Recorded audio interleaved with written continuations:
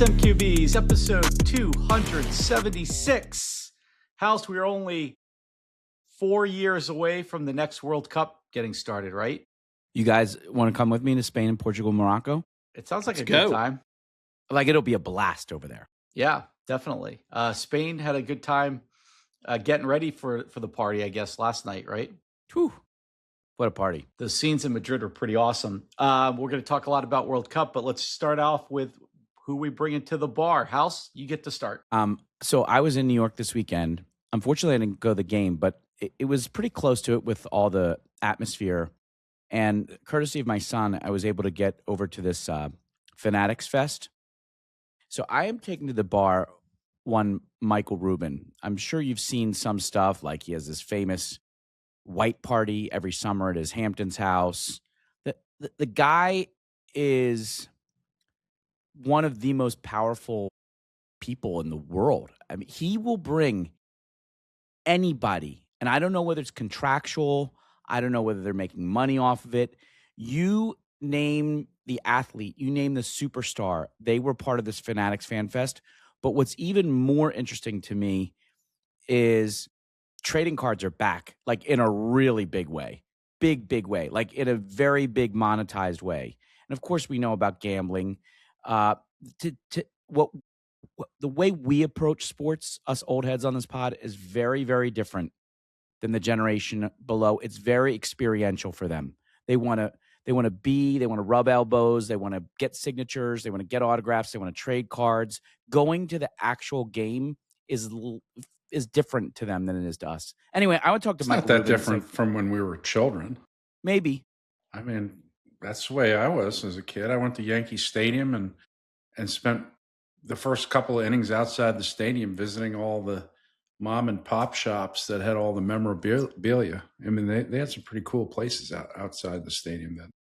I just want to have a drink with Michael Rubin, say, what you're creating is incredible, but tell me about your vision for sports into the future, because it's really, really, that scene was incredible. All right, good one. Rooster, how about you? Well, speaking about Fanatics Fest, I'm going to bring one of the attendees who drew a little attention to himself, Cam Scattaboo. Boy. Oh, boy. And, he suffered a season-ending ankle injury last year and is rehabbing himself and shows up at Fanatics Fest and does, to show everyone that he's fully healed, does his patented backflip, doesn't stick the landing, falls down. And I'm sure a lot of Giants brass took a little gasp at that one. But I'm going to tell old Cam, look, man, you got to be yourself, because your career, the way that guy plays, he's going to have CTE in about 2 or 3 years anyway. Why be cautious? Wow. Just be yourself. Wow. I'm all for him doing backflips in the offseason. Keep doing them, buddy. Be yourself, Cam. I think the three of us are in favor of that. Yes. Yeah. Well, he's, I mean, a cautious Cam Scattaboo is probably not a very good player. Well, I don't think he's got the talents of that landing. Say a Saquon or something. The way his knee went was a little dicey, to say the least. All right, Pope, what about you? Who you bringing? I'm bringing the U.S. men's coach, Mauricio Pochettino. I got a lot of questions for him, but I'm going to buy him whatever Argentine flavor he would like as we discuss what his thoughts are on the U.S. men's team and their performance. Biggest questions I have for him is what's next, because he's been offered the U.S. coach through 2030, but he's got a lot of options on his plate too. And, there's been some rumors about him not getting along with Pulisic, and that being, a concern of the way the U.S. team maybe have performed all the way through the end, including the knockout round. He's got some options. If Thomas Tuchel gets sacked, he could potentially go to England. He's coaching the Premier League there at Tottenham and another place, as well as could he go to Argentina if Lionel Scaloni decides he wants to be done now that Messi is done. Pochettino is from Argentina, would be a popular choice. AC Milan has been rumored. I think he had a meeting with them before the World Cup, but Pulisic plays there, so I don't know if that's a good fit. Anyway, I do want to thank him for what he did in helping put U.S. back on the map for world soccer. I think it was a good run, and I'm just interested in what his thoughts are in the future. Is he done with the U.S. team? No, but he Okay. hasn't. He's told them that he'll get back with them very shortly on their offer. It's not going to linger. Got it. By the way, U.S. has moved up to number 12 in the FIFA rankings. Okay. The FIFA rankings are out with the World Cup over. We're up to 12, which is pretty good. But interestingly, nobody on the U.S. team or organization, it seems to be defending Pulisic very much when he's getting attacked by all the former U.S. men's stars relentlessly, I think, in the press. And then now the women's analysts are coming out and attacking him too. Didn't he have a broken bone? Yes. He broke his foot. He hurt his. But then in the Belgian game. But that's what always happens. He always gets hurt. He's not rugged enough.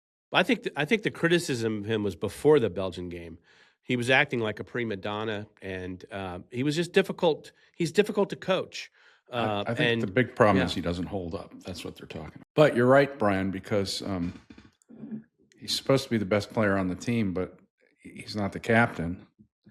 Right. And I don't think he'd win third popularity place vote award for captain even on that team. All right. Well, we'll jump in a little more into that in a minute, but I am going to bring Josh Kerr to the bar. Do you all know who Josh Kerr is? He's the fastest miler in the world. That's Yeah, it. You got it. New Zealand, right? He's a Briton. He's British. He's Yeah. British. Yeah, and he Maybe even Scottish. He's from the UK. No, he's British, and Uh-huh.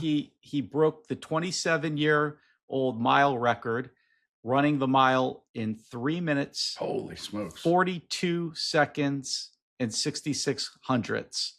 The record was held for 27 years, and he had been working like 8 months ago. He declared, "This is it. I'm going to do this."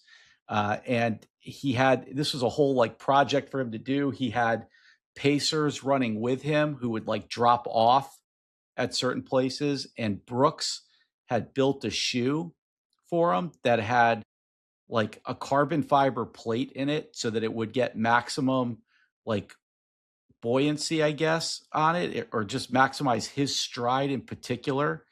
So I want to come back and maybe if we have time, talk about that issue a little bit later. But for now, he is the fastest man to ever run a mile.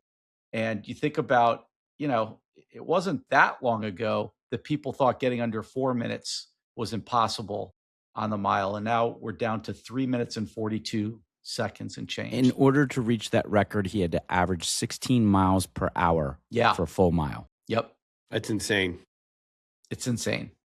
So, all right. Well, Rooster, tell us a little bit about our sponsors.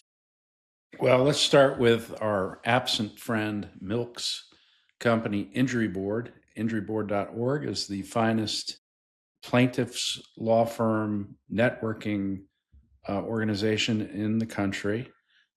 We also have Assembly, which is a software company that makes really great case management software programs.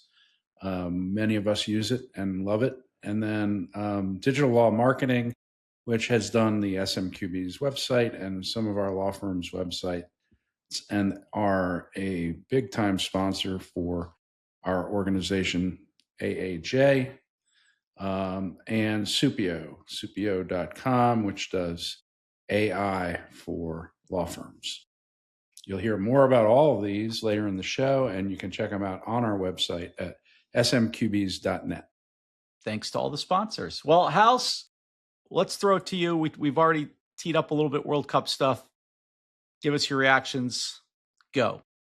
I just feel like this is you pick your best ever, whatever's your favorite streaming show that was ever on, Game of Thrones, Sopranos, whatever.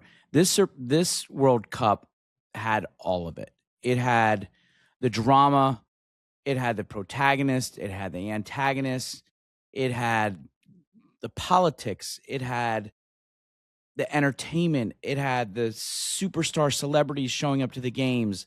I just feel like what we witnessed over these last 5 weeks was as good as soccer can get. You know, as we talked about on the pod last week, we brought all 4 number 1 seeds. We had 1 versus 2 in the world face off each other in the final. FIFA soccer fans got what they wanted. They had Erling Haaland, Kylian Mbappe, Lionel Messi, Jude Bellingham, all competing for the Golden Boot. The superstars came out and shined. Very few superstars were really zeros. Right. How many championship events do you see in any sport where there are hardly any superstars who disappoint? It's I mean, the only ones in the World Cup were the ones who were either really old or injured. But in the end, despite the superstars, and believe me, Spain has a mega supernova star coming for decades to come in Lamine Yamal. He controlled so much of every game Spain played in. But in the end, you saw the most beautiful team game. Just disciplined, organized, measured. There's a reason why Spain hasn't lost for a couple of years. There's a reason why they've never lost with Lamine Yamal on the pitch. Never. That team, by the way, if you look, one of the fun things when the World Cup is all over is they put together kind of the World Cup's all-star team, the starting 11 of the World Cup. Most pundits have the entire back line of Spain, all 4 of them, as the defense of the starting 11 of the World Cup. And then the midfielder who's winning Ballon d'Or, Rodri, who's the ultimate field general, the incredible field vision. He's quiet, he's subdued, he's not, a diva. He just controls the game so beautifully. It's his second Ballon d'Or. And, Spain is, as we were talking about it, it's been reported a million times, talked about it. It's one header from Belgium was the only goal of the entire tournament. So I think it was at every single level a Grand Slam home run success.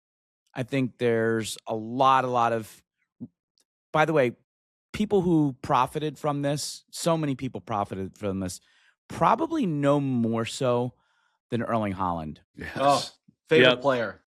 Yep. Haaland, unless you watch Premier League, he did not have a following. He's the superstar of Manchester City. He's been like a bananas goal scorer for the last couple of years. So if you're in the know and you're watching Premier League, you know Haaland. But if not, it's not like Norway is some super team on the international stage. You just didn't know who this guy is. But he's funny. He's quirky. He's kind. He's well-liked by all the players. He's respectful of the game.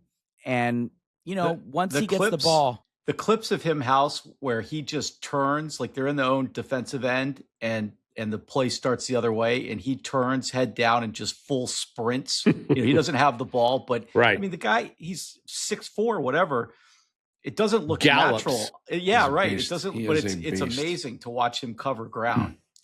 I thought it was, you mentioned Spain's defense. I thought it was interesting that the guy who got the award for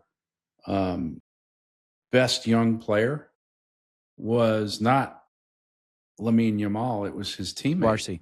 Cubarsi. Yeah. Cubarsi is a starting defender and is younger than Yamal and won best young player. They grew up together. They're best friends. They are the anchor of Spain for years to come. I think it's going to be very, very hard to beat Spain on their home turf in 4 years, with the center of that team being Lamine and Cubarsi. Cubarsi, I think, saved the game in the extra time. Once I really did find it shocking that they parked the bus up 1-0 in the final 10, 15 minutes and let any of those chances come. But Argentina, down a man, absolutely had chances. Yeah. And their best chance was cleared away by Cubarsi, 19-year-old kid. The kid Williams, I thought.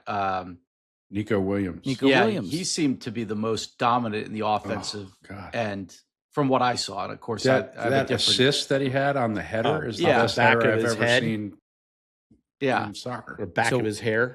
It's so fun watching like what I call the all 22s. It's so fun watching some of this stuff back. The header was incredible, but he got pushed into that header. The defender for Argentina thought that he had to clear Nico Williams away from the ball. And in the end, he pushed him away, but where he pushed him to was to give the perfect header to Nico Williams. If he doesn't push him, I'm not sure that, eventually they were going to score. The ball that came into him was like, it just hung up there, like it just kept floating and floating and floating. It was not a typical centering ball that went into. No, it was going over. Yeah. What was your, we talked about Holland. If you had maybe one really stick out memory from the whole tournament, what would it be for you guys? The For me, it's Norwegians. The fans. Norwegians, the fans. The fans. And Well, the yeah. row. Yeah, the rowing. Woo. That was pretty awesome. For me, I'm it gonna- was England's decision to 15 minutes left to go in the game to basically pack it in on defense. And I just still can't understand that. I'll remember that for years. It was like Messi was like pulled a Mahomes a couple games, and the Argentina should have lost. Maybe should have lost in the round of 32. They should have lost, but he would will them to win in whether he scored a goal or whether he had an assist with his off foot that was ridiculous. Messi willed that Argentine team to the finals. I don't think it was the second best team in the tournament, but Messi made them get there. That's to me what sticks out. Yeah, I think his crossing pass, I think a couple of the U.S. goals, the free kick, Flo's goals. Those are really, really, really memorable moments. I think some of the game where I guess Vozinha had 15 saves, was it? Whatever he had for Cape Verde. Who? Never heard of him. that guy's going to get a lot of airtime going forward. Yeah. MLS was a big winner. MLS had two players on the starting 11 yesterday on Argentina. MLS had two players in the final. That's a big winner for MLS and American football. So let me play the Debbie Downer for a minute, and just to get your reactions though. After this amazing tournament where it seemed like everything went right, how does the fact that one of the teams in the final didn't get a shot in regulation time?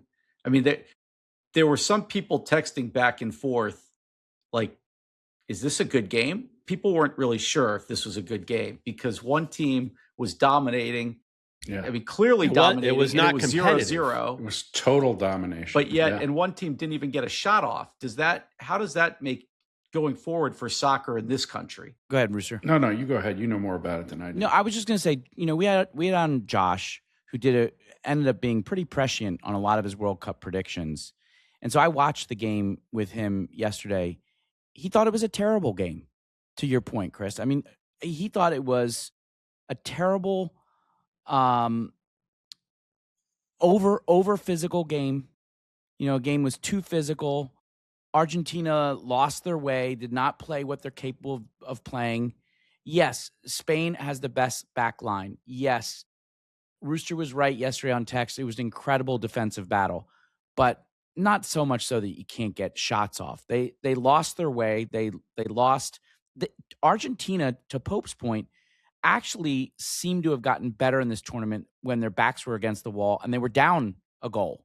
Well, they scored like 11 goals after the 80th minute. It was just insane. So, it was not a great final. It certainly wasn't anything like the All-Star Game shooting gallery that was the third place game. That was silliness. That was awesome. But that said, sometimes when I go to a baseball game and, the Phillies get shut out and they strike out 15 times, but they face somebody like whoever, Ohtani, Skeens, Sale, whatever, you still have to give credit to the other player for doing what they did. Spain did a lot of things to make Argentina incapable of getting shots off. Right. It wasn't just the defense. It was the incredible passing. They dominated the ball. Yes. Argentina didn't get the ball. Well, they ran it through Rodri, and he just dispersed it in just beautiful way. They kept passing and avoiding any confrontations. One thing, though, real quick, because Josh was spot on. I loved having him on, loved having his commentary. But I did go back and listen to a little of the episode, our premiere preview episode or whatever before, and I did write down one thing, so we'll have to get his thoughts on it. He did not pick Spain. He said, I like Spain, but they're lacking midfield and defense, which will end up being costly. Wow. What happened, House, that Spain was able to turn that perception around? Well, I think Cubarsi, I think He was an his unknown. view was, it was an unknown. He was a 19-year-old. You're going to put your World Cup hopes on a 19-year-old as one of your premier center backs. Cucurella had an unbelievable tournament. Like, unbelievable. He was tournament. everywhere. Pedro Porro had an unbelievable tournament. Laporte. Marino. Those guys are not guys. Cucurella is well regarded as a great defender, but the other guys, it's not normally like, oh, these are the best defenders in the world. They're like, Virgils or, some of these other guys. Spain's defense was the superstar of the tournament, no question about it. Like you said, Rodri, his control of the field, his midfield, they just had a great tournament. They disciplined, organized team soccer. It was beautiful. I was disappointed like everybody else. When there's so much on the line every 4 years, not every 1 year, teams that lose, it's tough to take on the chin. I don't think anybody can say that what Argentina did at the end is a good look for soccer or a good look for Argentina. That's not the way you go out. That's not the way you defend as a champion. So that was disappointing. But otherwise, it was a plus World Cup. I can't wait to see what are the ratings the first week for English Premier League. NBC's got the coverage. I think it's, a lot of people have the bug. They now recognize a lot of the players. I think at least for the month of August, when it's kind of slow and before NFL starts, I think you're going to see a lot of Americans watching English football. I already watched EPL thanks to you, but I'm thinking I'm going to start watching some La Liga now. I mean, those guys are all on Barcelona. Not all of them, but a lot Most of them players on Spain. Most of them. Interestingly, Real Madrid had no players in the final, and they're another perennial superstar favorite in the La Liga. But definitely, people should at least watch the matchups of Atletico Madrid, Real Madrid, Barcelona. These are great teams with all the superstars that we just Bayern saw. Munich, if you want to keep going. Bayern Munich over in the Bundesliga in Germany. And of course, you want to watch the best team in the world right now as a club team, of course, PSG and Ligue 1 in France. That they have the defending before Rodri, they've got Dembele and many other superstars. So Can we talk about the halftime show? Halftime show I loved. Did you love the It was halftime awesome. show? I thought it was awesome. Once Madonna stopped singing, it was A+. What do you have against Madonna, for crying out loud? I thought she was great, and I hadn't actually seen her in a while. Her new album is getting really rave reviews. As a matter of fact, I thought it was great. I thought the whole thing was excellent. Shakira still got it. She's definitely still got it. Yeah. Hey, how about for the whole? How about the factor that Muppets? The Muppets were great. Yeah, Animal about on the Animal drums. and yeah. For all the fear that there was going to be a 30-minute halftime, I actually thought the way they coordinated and basically went from song to song, performer to performer, made it quick. The whole thing moved. It was great. That was Rooster's guy who pulled it all together. Who's Chris that? Martin. Chris Martin. Yeah, He's he the loves. one who pulled the Yeah, whole he was thing out together. there at the end. Yeah. Yeah. Well, we know Rooster loves Chris Martin Yeah. and Coldplay. All right, let's. Well, it was a good time. I mean, for all the teasing I do about soccer, it was really excellent. It was a lot of fun. That's enough. Right? There's one of our favorite fans who's Yeah. visiting us live. The Yeah. Chick. Yeah. Chick in the house. All right, let's jump into the other major event that happened over the weekend that kind of, I think, a little bit like Wimbledon got swallowed up by the World Cup, but the Open, Pope. Anything happen golf-wise? Question for you guys. What do these guys have in common with Ryan Fox, Xander Schauffele, Phil Mickelson, Marco Mira, Sandy Lyle, and Arnold Palmer? They won the Open at Birkdale? Negative, Ghost Rider. They've got one Open win. All of these guys made birdie putts on the 72nd hole, walk-off birdie putts to win a major. That's cool. Arnold in 1960 Masters, Sandy Lyle, the 1988 Masters, Marco Mira, the 1998 Masters, Phil in the 2004 Masters, Phil again in 2005 PGA, Xander in the 2024 PGA, and then Ryan Fox yesterday with a 12-foot walk-off birdie putt that was amazing. I mean, I wasn't even pulling for the guy, but at the end, it was hard not to, right? He was on a heater. He was on a heater. He birdied. Who is he? He birdied 4 out of the final 6 holes, which, at Birkdale with the conditions and the pressure. I mean, this is a journeyman, guys. He's won 2 PGA tournaments. He won for Moose Jaw. He won the Canadian tournament last year, whatever their national tournament is. But, he hadn't ever really competed in the majors. Is he kind of like Aaron Rai? I guess we'll find out. But, I mean, what a great story. And, the best players in the world just wilted at the end. Scottie had tee to green. He was the best player this weekend, but he could not make a fucking putt, which has been the story for him in 2026 and is why he hadn't won a major. He could not make a putt over 10 feet to save his life. And because of that, he didn't even factor in, in the final part of the tournament. And then Sam Burns, again, he couldn't convert. He's led or co-led in multiple majors now, and he had that 3 bogey stretch, which just cost him, and he couldn't catch up. He missed some tough putts at the end, which could have put him in a playoff. Cam Young had a great day, so you can't say anything bad about him. Shot a 6 under. The only thing that he did was he bogeyed 18 after a very unlucky tee shot on 18, which was, by the way, one of the toughest 18th tee shots you'll see at a major, with 6 pot bunkers that are just right there in front of him. But Cam Young, once again, runner-up at a major. It's not the first time. But Tommy Fleetwood, the local favorite, had a great tournament by his standards. He's getting closer, just can't close the door on winning a major. But Birkdale, Pope, was that 18th hole? Did I hear right that it was his birdie on 18 was like the 3rd of the whole tournament on 18 or something obscenely ridiculous? It was the 5th of the day. It was the toughest hole. It was the 5th birdie of the day out of 70 plus golfers. I mean, it was a really tough hole. It was played the toughest of all the holes at Birkdale. And considering, I mean, I don't know if you guys saw it, but I mean, he got up there, he striped his drive, 171 out, flushed his 7-iron, didn't take any time.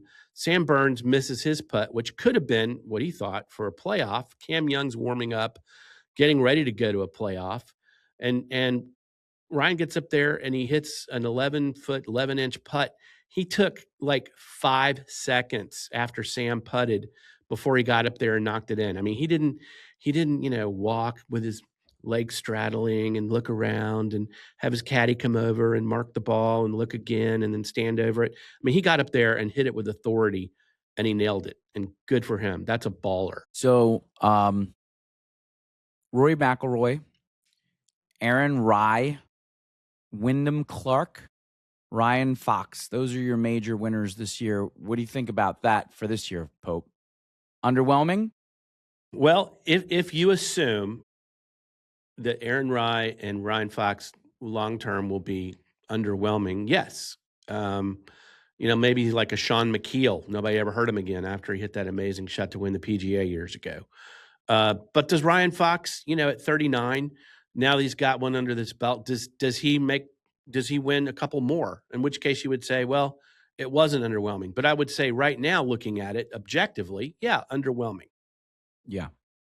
But to piggyback off of that, if I'm right, we have your track next year for the PGA in Dallas. Come on down. And then Frisco.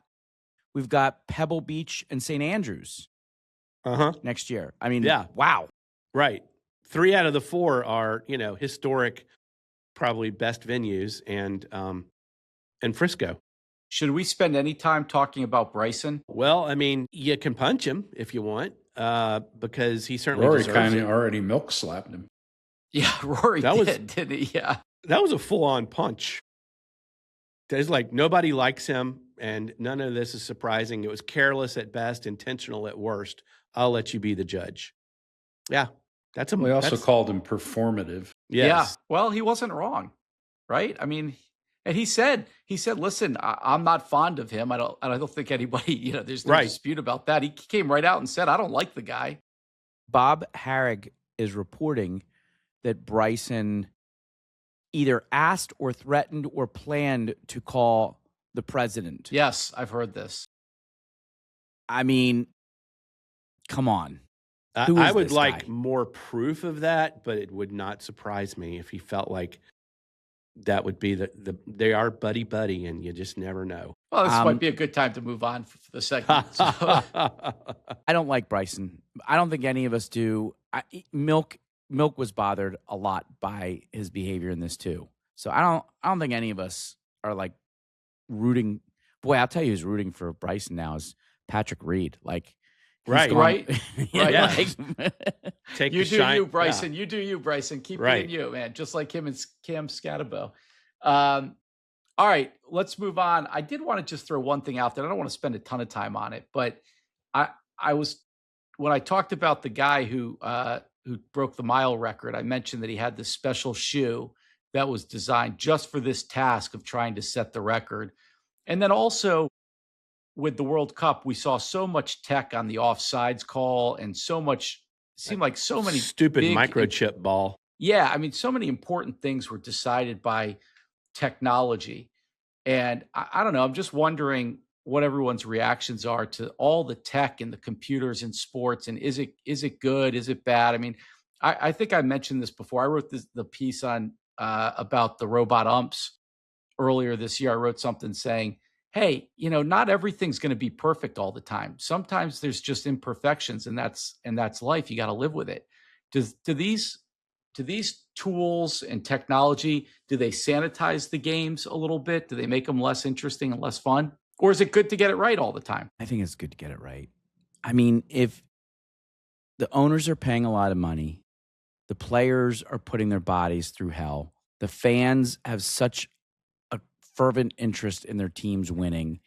If you get knocked out of the possibility of winning because someone who's an ordinary human with their vision just didn't see it right, but it could be corrected by technology, I don't have a problem with it. I would rather get it right. I don't know. So do you like the VAR, Toby? Yeah, I mean, let's use that as an example. I mean, I think there's a more nuanced way to look at it. I agree with you that they used to get so much wrong, particularly in soccer.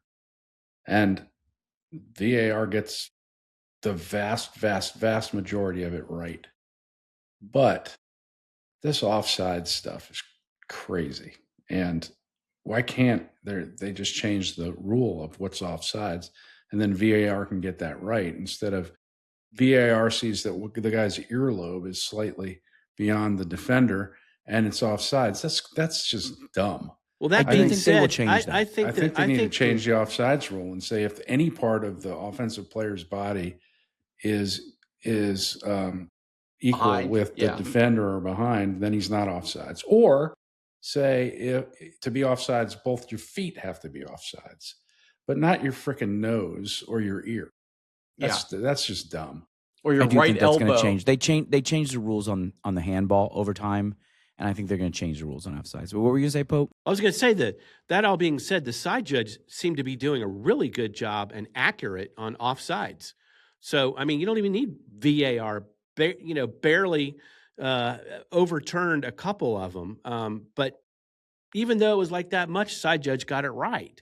It just takes time. It's, this fucking VAR. I don't know. Well, there's also some subjectivity that I don't like. I mean, the VAR guys make one decision in the booth, and then they send it down to the ref, who can make a final call and overturn it. So the VAR isn't even the final last word.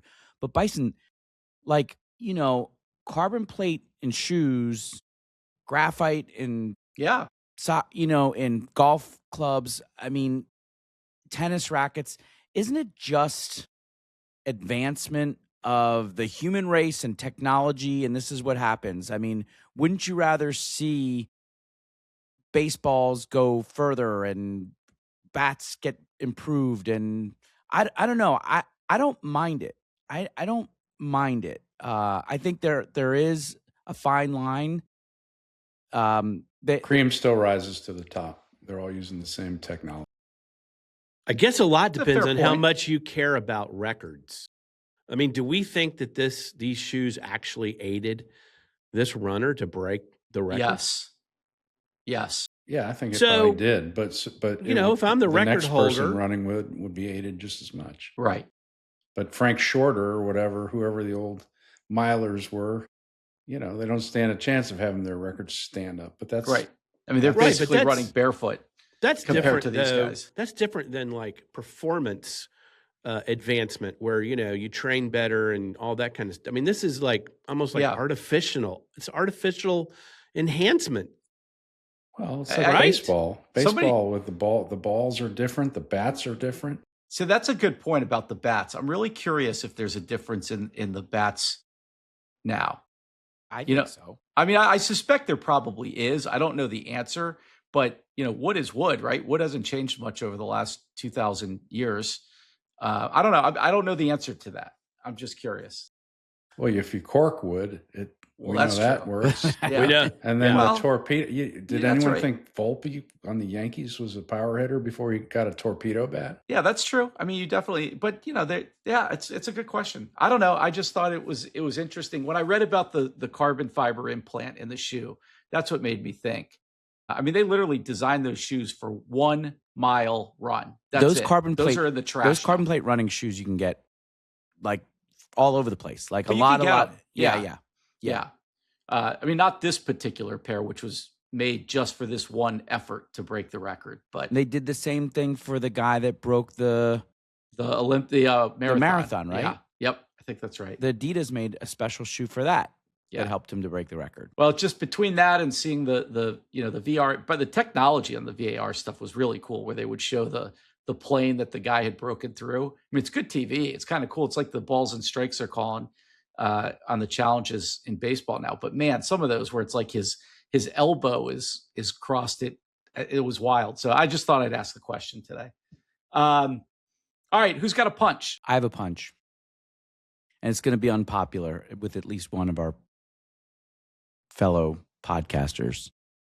I'm going to punch Shohei Ohtani, Cam Schlittler, Jacob Mizorowski, and all those other gaping wide you-know-whats who can't pitch for 1 inning in the All-Star game because they need a rest. Please, you're being paid $100 gazillion. These fans want to see the best of the best so bad. Okay, Shohei, you don't want to pitch? You play DH on the Sunday before the All-Star game on the Tuesday. Put a bat in your hand and come up for 1 at bat. You want to swing it 3 times and strike out so you can go back to the dugout, go for it.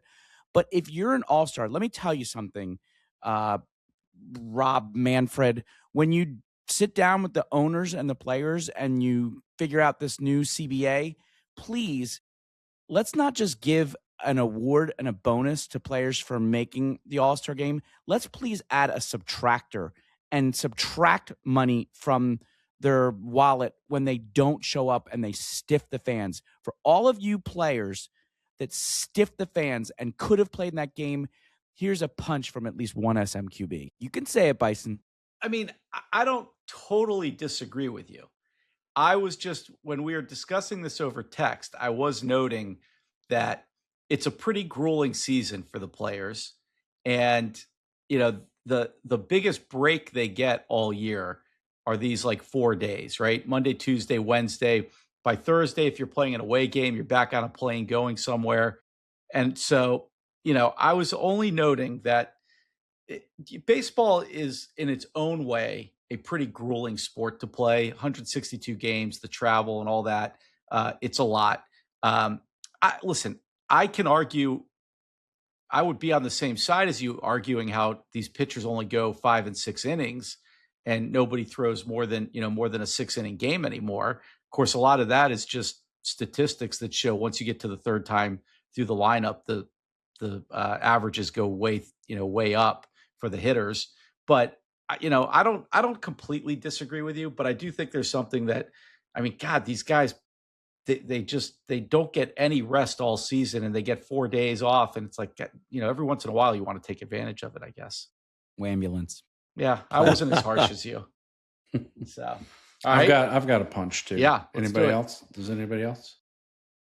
All right. I'm punching the NFL owners who, particularly the ones whose stadiums were used during the World Cup and converted to grass.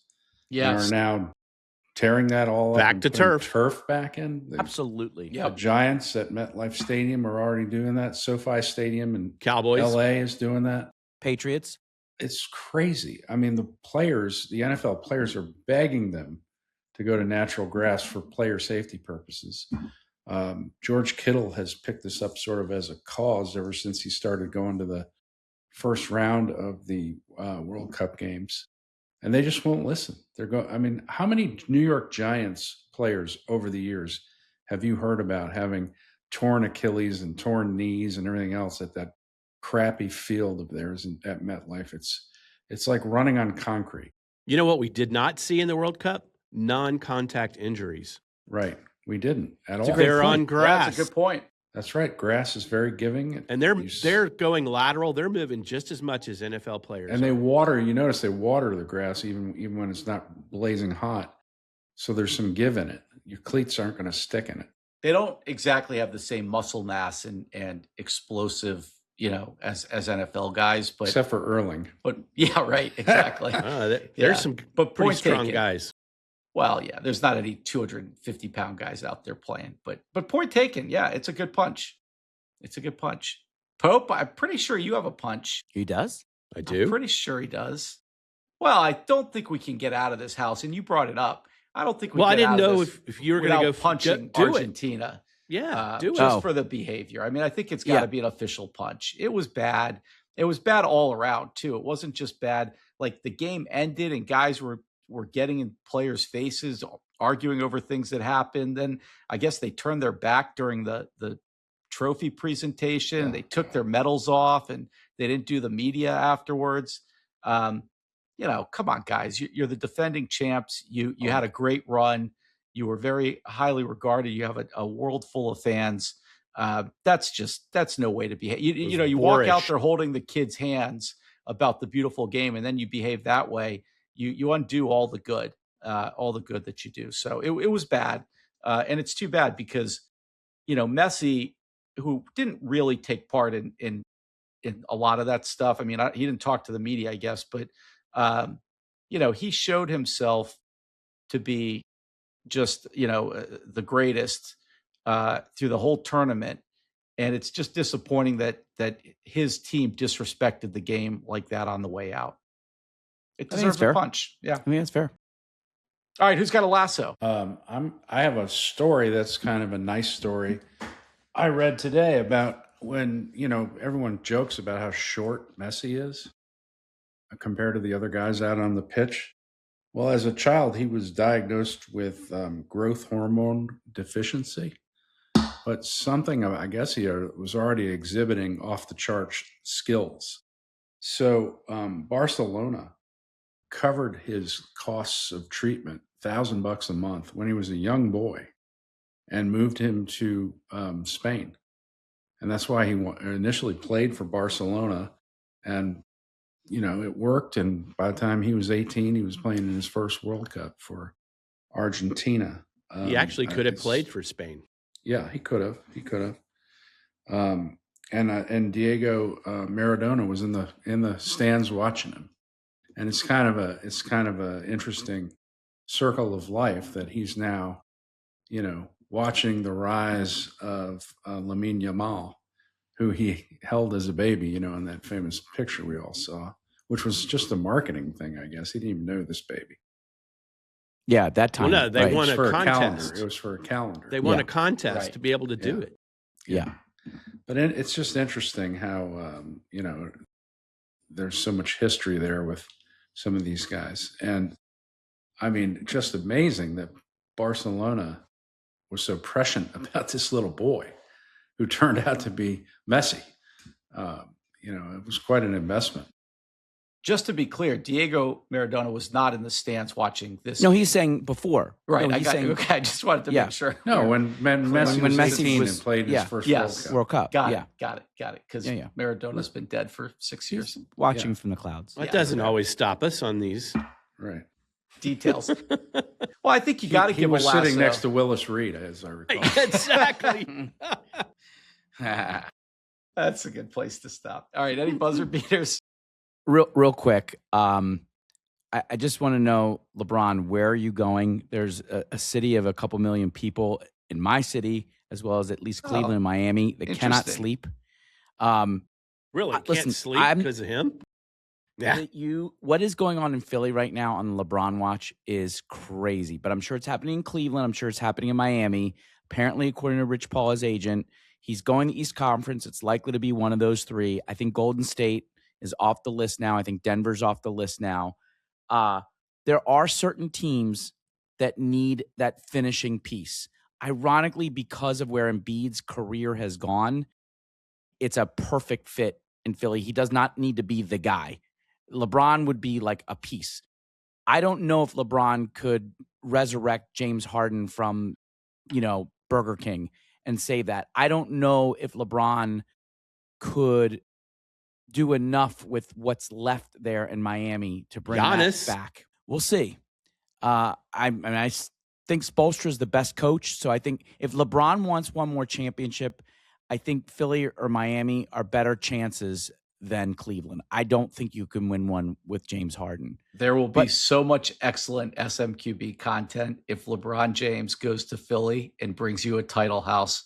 This will be, this will make. I am really praying Not for gonna this, happen. actually. This will make your predictions about Paul George seem good. So I want to say that about LeBron, and also to Messi in the event that it's his last, and Ronaldo and Luka Modric and Neymar and Thomas Neuer and all the guys who dominated the stage for the last 20 years at the World Cup, who this is their last dance for all of them. Thank you, for everything that you brought, including to this year's World Cup. That was another really, really fun part. I salute all of those greats. Messi, I don't know if you'll be back for another World Cup, but boy, you had the adoration of the whole world for what you did in this World Cup. All right. Any other buzzers? All right, guys. Well, guess we get to focus on baseball now for the next several weeks. Thank God. Oh boy. Getting ready for This preseason series marks NFL. Yeah. We got a Yankees-Rays battle to follow all summer. This That's gonna be series fun. marks the end of the Rays, I think. The Here we Jays are go. going to take care of them. Meanwhile, the Yankees will be feasting on the Pirates. Let's go. Wow.